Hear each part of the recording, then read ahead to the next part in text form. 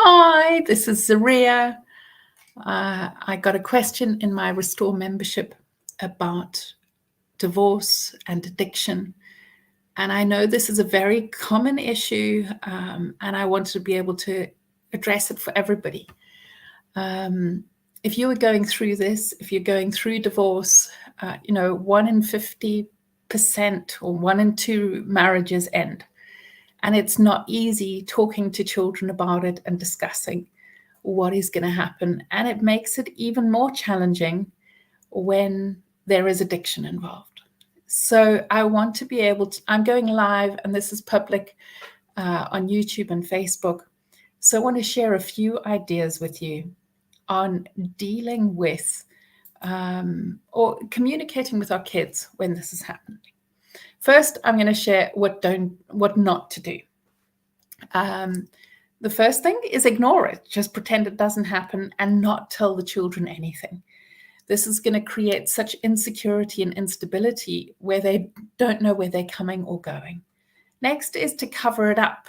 If there is addiction and you're leaving because the addiction makes the person abusive, argumentative, inconsistent, unstable, and it's really challenging for the children, don't cover it up and pretend that nothing's happening, because they can see what's happening. Don't lie about them.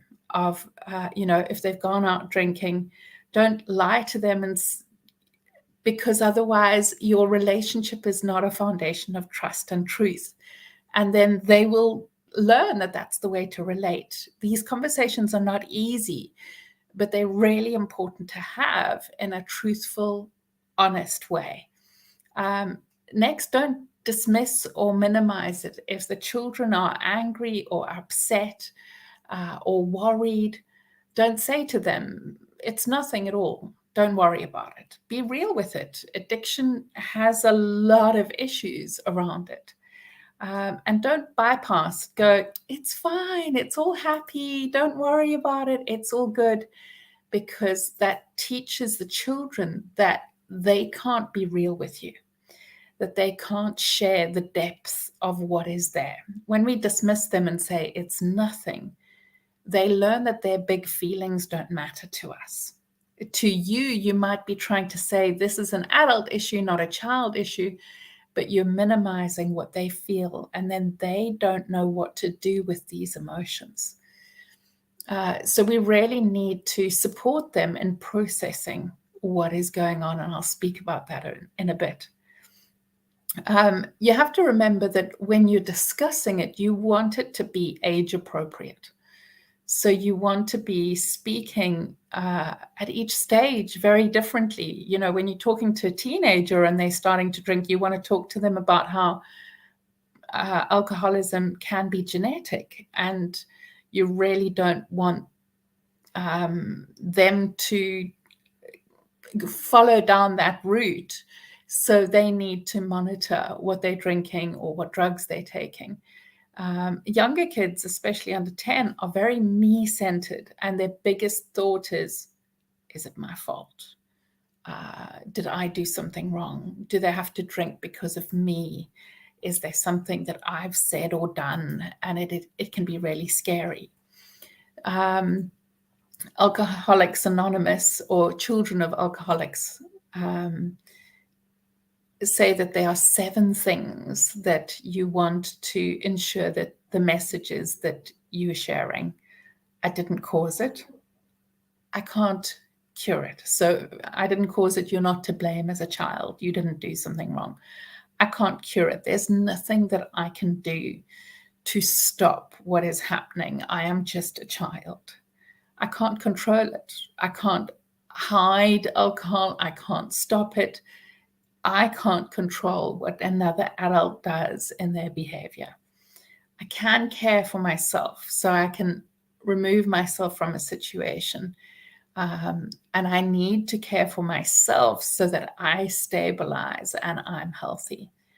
I can communicate my feelings, that I'm safe to share my feelings. I can make healthy choices so that I don't repeat that. And I can celebrate who I am, seeing my goodness rather than thinking that I'm at fault. So let's go through the core things that I feel that you need to share with your kids as you're discussing them.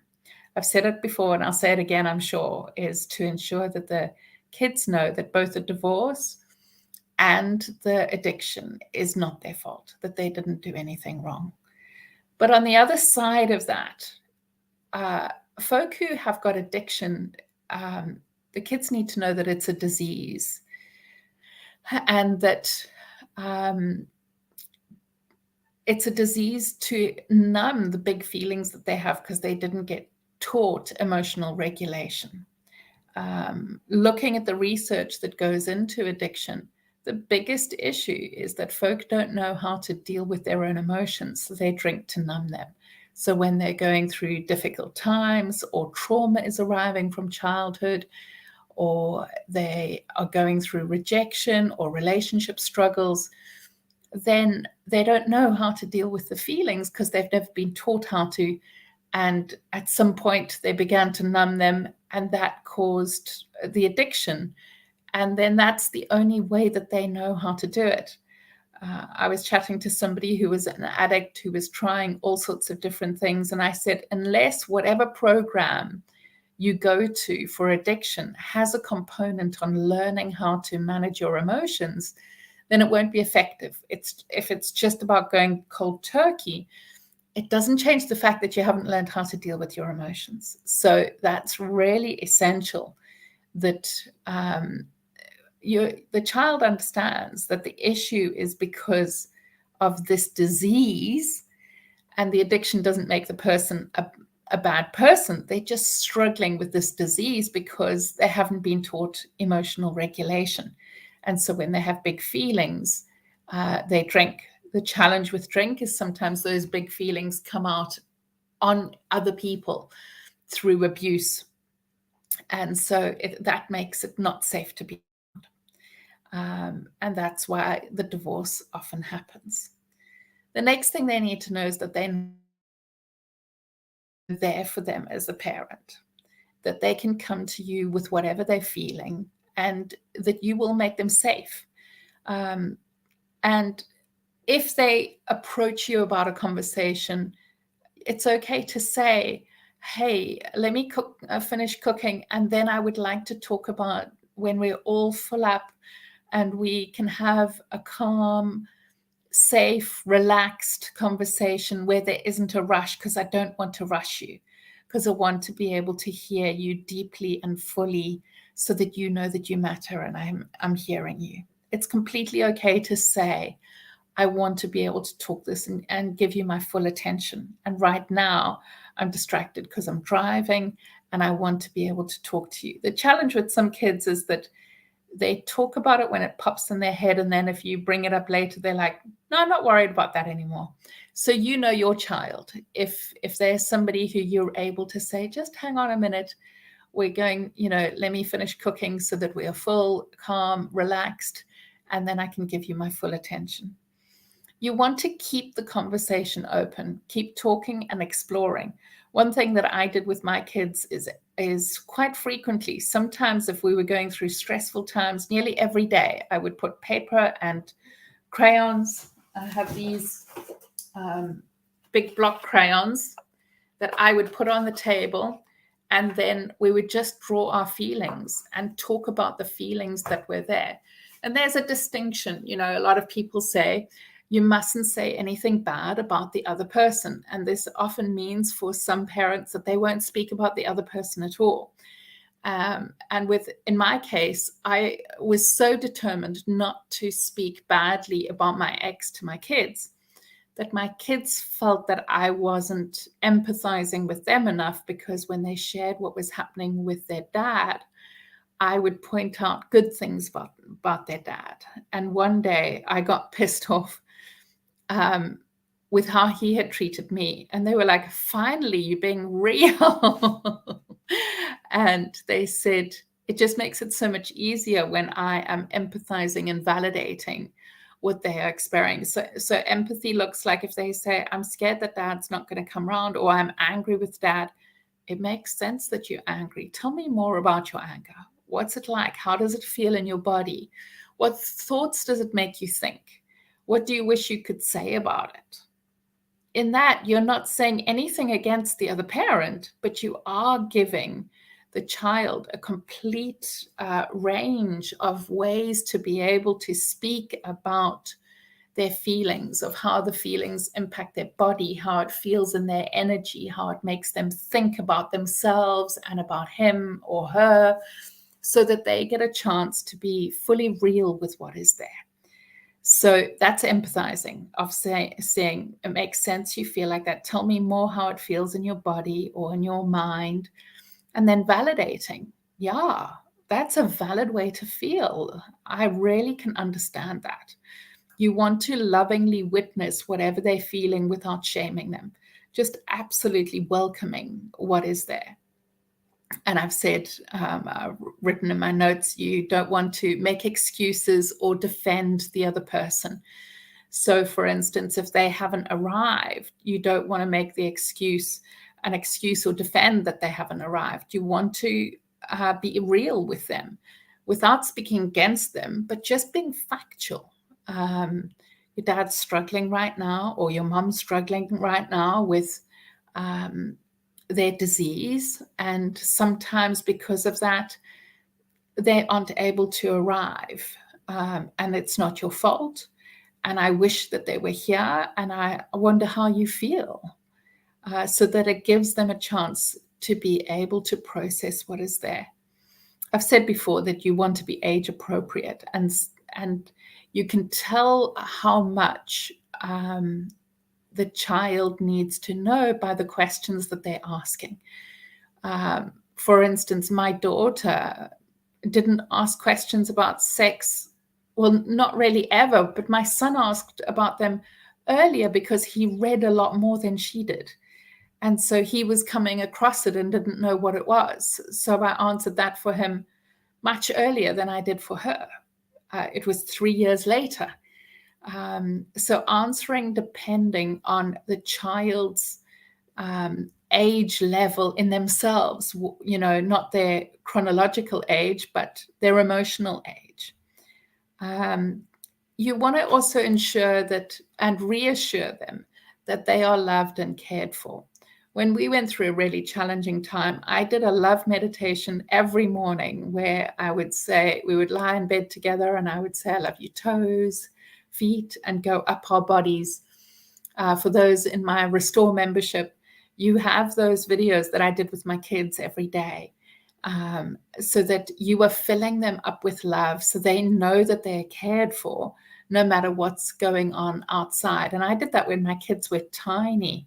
So they've been doing these sort of meditations from when they were toddlers. And I would just make it up so it was shorter depending on the age of the child. Sometimes if it was really a challenging time, I would do it morning and night with them, filling them with love and care. I also supported them to create an inner supporter and an inner protector, so that they felt they had this inner support inside of them, that if they felt wobbly, they could imagine this character from a story or a book that was with them, so they could feel more empowered and less alone in the world. You want to keep that door open for conversation and let them know that they can ask you or speak to you about it whenever they need to. You also want to boost their own esteem, because divorce can be so unsettling, and having an addictive parent often means that the relationship that the parent has is with addiction, and so the child's needs are neglected, they feel abandoned, they don't feel supported. So you want to invest time and energy in the child, in helping them find what they love. For instance, I took my kids to Taekwondo, and then they often used to say, oh, I feel sick. And it just meant for me that they weren't really enjoying it and didn't want to continue. So I tried different things. Instead of forcing them to go to something that they didn't love, I tried different things. My daughter found that she loved dance. My son did some dance. He did piano. He did other martial arts. He did an art and writing club that he adored. But every term, I didn't fill their days up. They could do 1 or 2 activities, I think, when they were tiny. And so they were fine. I kept trying to develop their interests so that they felt great about themselves and they felt they were worthy and interesting. And that would give them hobbies and crafts that they loved doing, that they could continue doing through adulthood. Then I also did things every week of not only every week, but every dinner time I had a picture of feelings on the wall, and we would go through what we felt during the day, and we would talk about our feelings. And frequently, if I could see my kids were distressed or I was distressed, I would get my crayons out and paper, and I'd say, let's draw our feelings and talk about what we're feeling. You can draw anything you like. You can scribble, or you can draw pictures or the house or what's changing. And then we would each take a turn to share what we saw in each other's pictures and what we felt about our own picture and what we saw in it. And this gave the kids a language for communication, for feelings, that enabled them to be able to discuss what was going on and unravel.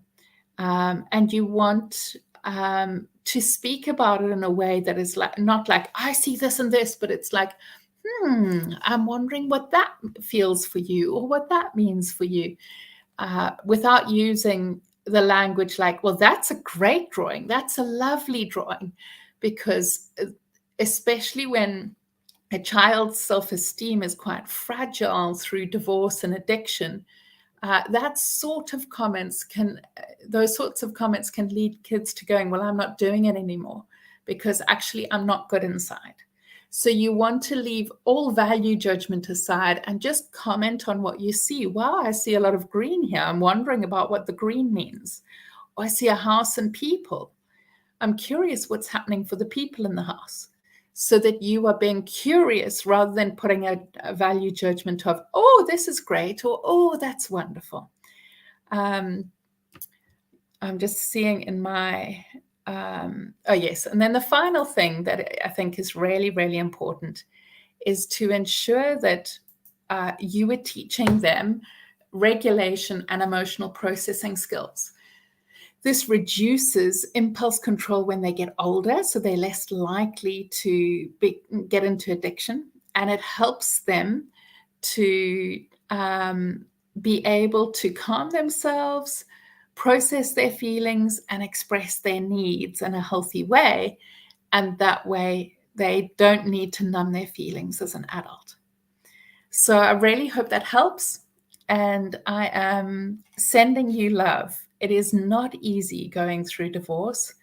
It's hard to remember who you are in that, and it's especially hard going through it with somebody who is an addict, who is not necessarily stable, so you're having to be stable for everybody. If you're needing inner strength, support, care, and connection, then do click below. There's a link on navigating stormy times. And that can help you grow inner strength and ground yourself in the goodness that you deserve. All right, I'm sending you so much love. Bye.